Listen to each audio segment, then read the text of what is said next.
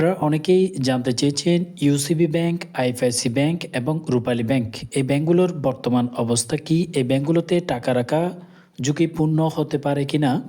শক্তিশালী তথ্যের ভিত্তিতে আজকের ভিডিওতে আপনাদেরকে জানাবো ব্যাংকগুলোর বর্তমান আর্থিক ঝুঁকি কতটুকু রয়েছে এবং কি কারণে এই ব্যাংকগুলোতে টাকা রাখা ঝুঁকিপূর্ণ বা নিরাপদ, আদৌ টাকা রাখা নিরাপদ হবে কিনা বিস্তারিত আপনাদেরকে জানাবো। প্রথমে আসি ইউসিবি ব্যাংক নিয়ে। 2024 সালের অডিটের আর্থিক প্রতিবেদনে দেখা যায় ক্লাসিফাইড লোনের জন্য প্রভিশন হিসেবে 349.51 কোটি দরকার এবং মূলধন ক্যাপিটালের ক্ষেত্রে প্রায় 972 কোটি টাকার ঘাটতি দেখা দিয়েছে এই ইউসিবি ব্যাংকে।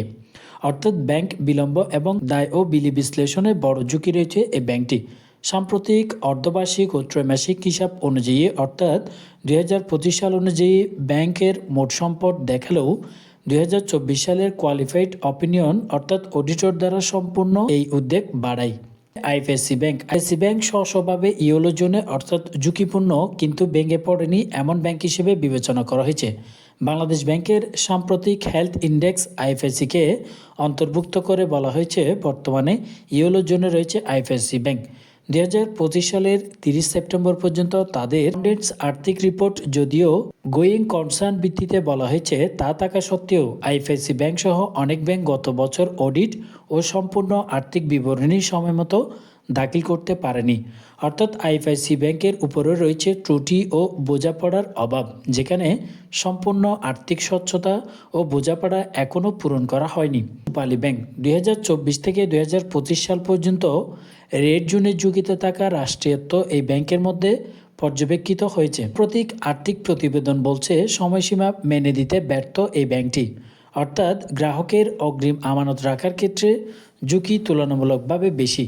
বিশেষ করে যদি আপনি দীর্ঘমেয়াদী আমানত অথবা বড় পরিমাণ জমা রাখেন তাহলে একটু ঝুঁকিতে রয়েছে রূপালী ব্যাংক। প্রতীক পাঠযোগ্যতা বাংলাদেশ ব্যাংকের হেলথ রিপোর্ট ও বাজার বিশ্লেষণ অনুযায়ী সময় পার্থক্যশীল, কিন্তু সামগ্রিকভাবে প্রতিবেদনে বলা হয়েছে দেশের ব্যাংকিং সেক্টরে ফাইন্যান্সিয়াল ও মনিটারি সেক্টর বিকাশটা স্ট্রিসেট অবস্থায় রয়েছে, কারণ নন পারফর্মিং লোনস অর্থাৎ অকার্যকর লোন, ক্যাপিটাল অ্যাডকোয়েন্সি হ্রাস এবং অর্থনৈতিক বাজার ঝুঁকির মধ্যে রয়েছে এই ব্যাংকগুলো।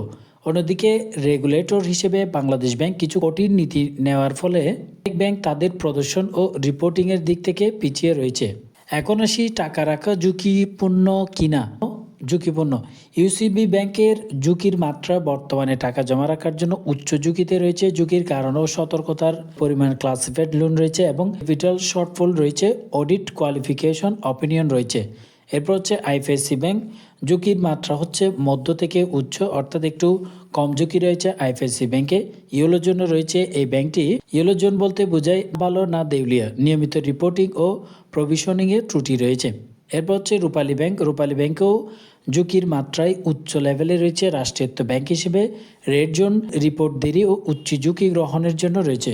ঝুঁকিপূর্ণ মানে এমন নয় যে ব্যাংক এখনই পৌঁছে যাবে, কিন্তু আমানত টাকা রাখার আগে সাবধানে বিবেচনা করা উচিত। বড় বা দীর্ঘমেয়াদী আমানতে এদের সঙ্গে জরুরি সতর্ক থাকা উচিত। এই ব্যাংকগুলোতে বর্তমানে টাকা রাখা কতটুকু ঝুঁকিপূর্ণ আপনারা এই ভিডিওটি দেখেই বুঝতে পেরেছেন। আপনারা যদি টাকা জমা রাখতে চান সেক্ষেত্রে অবশ্যই সর্বশেষ যে আপডেট তথ্য, বাংলাদেশ ব্যাংকের রিপোর্ট, বিভিন্ন তথ্য আপনারা দেখে তারপরেই এই ব্যাংকগুলোতে টাকা জমা রাখার সিদ্ধান্ত নেবেন।